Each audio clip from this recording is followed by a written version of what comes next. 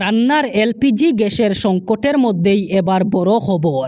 Gas cylinder নিয়ে 7টি নতুন নিয়ম জারি করেছে সরকার। এই নিয়মগুলি মেনে চললে কখনো কর্তন করা হবে না আপনার এলপিজি গ্যাসের কানেকশন। গ্রাহকদের সুরক্ষার ব্যবস্থার প্রতি লক্ষ্য রেখে এসে গেল এই নতুন নিয়ম। এলপিজির কালোবাজারি বন্ধ করার জন্য সরকার এই সিদ্ধান্ত নিয়েছে। গ্যাস ডেলিভারির সময় ওটিপি ভেরিফিকেশন বাধ্যতামূলক। সিলিন্ডার বুকিংয়ের সময়ও রেজিস্টার্ড মোবাইল নম্বরে যাবে ওটিপি।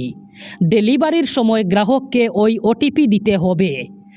কেওয়াইসি এবং বায়োমেট্রিক আপডেট করাও বাধ্যতামূলক। এখনও পর্যন্ত কেওয়াইসি আপডেট না করলে ভবিষ্যতে অসুবিধা হতে পারে। সেই সাথে রেজিস্টার্ড মোবাইল নাম্বার সক্রিয় রাখতে বলা হয়েছে। এবার অরুণোদয় প্রকল্পের হিতাধিকারীদের জন্য বড় সুখবর দিলেন মুখ্যমন্ত্রী। মুখ্যমন্ত্রী ডক্টর হিমন্ত বিশ্ব শর্মা জানিয়েছেন, আগে যে সকল হিতাধিকারীরা অরুণোদয় প্রকল্পে টাকা পেয়েছিলেন তারা আগামী আগস্ট মাস থেকে নিয়মিত টাকা পাবেন। আবার হিতাধিকারীরা আগে যে ব্যাঙ্ক অ্যাকাউন্টে টাকা পেয়েছিলেন ওই একই ব্যাঙ্ক অ্যাকাউন্টে আবারও দেওয়া হবে টাকা।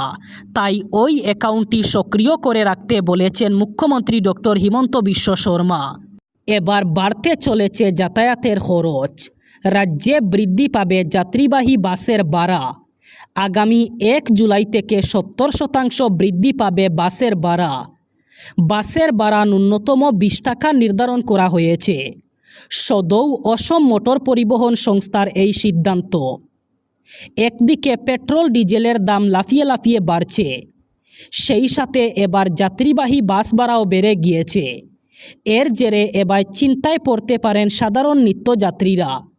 যারা প্রতিদিন বাসে যাতায়াত করেন তাদের জন্য এবার দৈনিক অতিরিক্ত টাকা খরচ করতে হবে। 1 জুলাই থেকে রাজ্যে কার্যকর হবে এই নির্দেশ। 70% বৃদ্ধি পাবে বাসের ভাড়া। ন্যূনতম 20 টাকা করে দেওয়া হবে বাসের ভাড়া। চাকরি নেই, দেশে লাফিয়ে বাড়ছে বেকারত্ব। নিটের মতো গুরুত্বপূর্ণ পরীক্ষার প্রশ্ন ফাঁস এখন নিত্য ঘটনা হয়ে উঠেছে। দেশের অর্থনীতি নিয়েও অশনি সংকেত দিয়েছে বিরোধী দল কংগ্রেস। গুরুতর এই পরিস্থিতিতে দেশের যুব সমাজকে একজোট করতে এবং তাদের মন পেতে বড়সড় অভিযানে নামছেন কংগ্রেস। আগামী 17 জুন রাহুল গান্ধীর হাত ধরে শুরু হচ্ছে কংগ্রেসের নতুন কর্মসূচি। কংগ্রেসের সাধারণ সম্পাদক কেসি বেণুগোপাল বলেন, দেশের ছাত্রছাত্রী, চাকরি প্রার্থী, যুব সমাজ ও শিক্ষাবিদদের একত্রিত করতে দেশব্যাপী অভিযানে নামছে কংগ্রেস। 17 জুন রাহুল গান্ধীর উপস্থিতিতে কোটা থেকে শুরু হচ্ছে এই কর্মসূচি। এরপর 10 জুলাই এলাহাবাদ, 11 জুলাই পাটনা এবং 14 জুলাই দিল্লিতে চলবে কর্মসূচি। MGNরেগা প্রকল্পকে অতীতে ঠেলে দিয়ে তার পরিবর্তে 1 জুলাই থেকে রাজ্যে রূপায়ণ হতে চলেছে বিবিজি রামজি, অর্থাৎ বিকশিত ভারত গ্যারেন্টি ফর রোজগার অ্যান্ড আজীবিকা মিশন গ্রামীণ প্রকল্প। মন্ত্রিসভার বৈঠকে এই সিদ্ধান্ত নেওয়া হয়েছে। মন্ত্রিসভার বৈঠক শেষে সাংবাদিক সম্মেলনে মুখ্যমন্ত্রী হিমন্ত বিশ্ব শর্মা বলেন, 2025 সালে বিবিজি রামজি আইন রূপায়ণ করেছিল কেন্দ্রীয় সরকার। এই আইনের উদ্দেশ্যই ছিল গ্রামীণ কর্মসংস্থান বৃদ্ধি এবং সম্পদ সৃষ্টি করা। 1 জুলাই থেকে আনুষ্ঠানিকভাবে সেই বিবিজি রামজি প্রকল্প রূপায়ণ হবে রাজ্যে। এই প্রকল্পে চলতি অর্থ বছরে ব্যয় করা হবে 2000 কোটি টাকা। এর ফলে কোনো পঞ্চায়েতে 1 কোটি অথবা 1.5 কোটি টাকা, আবার কোনো পঞ্চায়েতে 70 লক্ষ টাকা পাবে। গড়ে পঞ্চায়েতগুলো পাবে 1 কোটি টাকা করে। সরকারি জমি দখলমুক্ত করতে উচ্ছেদ অভিযান এবং অনুপ্রবেশ সমস্যা সমাধানে পুশব্যাক নীতি নিয়ে নিজের অবস্থান থেকে এক চুলও সরতে নারাজ মুখ্যমন্ত্রী হিমন্ত বিশ্ব শর্মা।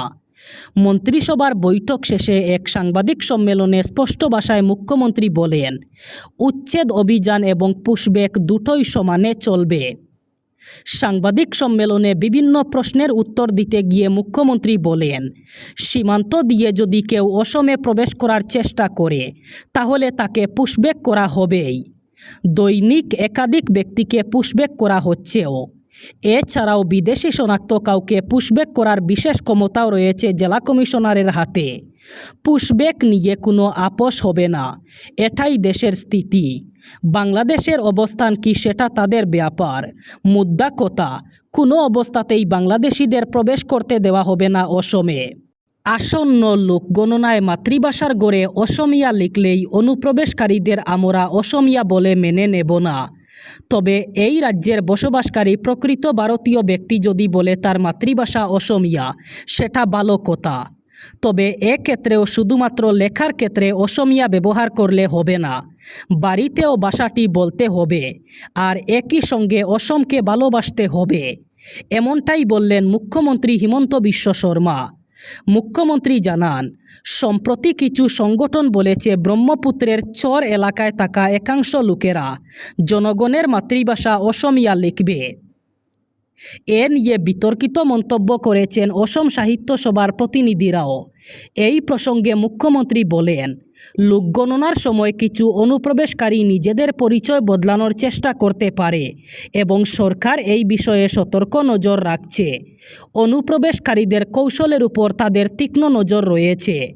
লোকগণনার অজুহাতে কেউ নিজের পরিচয় পরিবর্তনের চেষ্টা করলে তা নজর এড়াবে না। এবার বাড়তে চলেছে যাতায়াতের খরচ। রাজ্যে বৃদ্ধি পাবে যাত্রীবাহী বাসের ভাড়া। আগামী 1 জুলাই থেকে 70% বৃদ্ধি পাবে বাসের ভাড়া। বাসের ভাড়া ন্যূনতম 20 টাকা নির্ধারণ করা হয়েছে।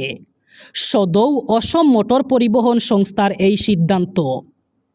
একদিকে পেট্রোল ডিজেলের দাম লাফিয়ে লাফিয়ে বাড়ছে, সেই সাথে এবার যাত্রীবাহী বাস ভাড়াও বেড়ে গিয়েছে। এর জেরে এবার চিন্তায় পড়তে পারেন সাধারণ নিত্যযাত্রীরা। যারা প্রতিদিন বাসে যাতায়াত করেন তাদের জন্য এবার দৈনিক অতিরিক্ত টাকা খরচ করতে হবে। 1 জুলাই থেকে রাজ্যে কার্যকর হবে এই নির্দেশ। 70% বৃদ্ধি পাবে বাসের ভাড়া। ন্যূনতম 20 টাকা করে দেওয়া হবে বাসের ভাড়া।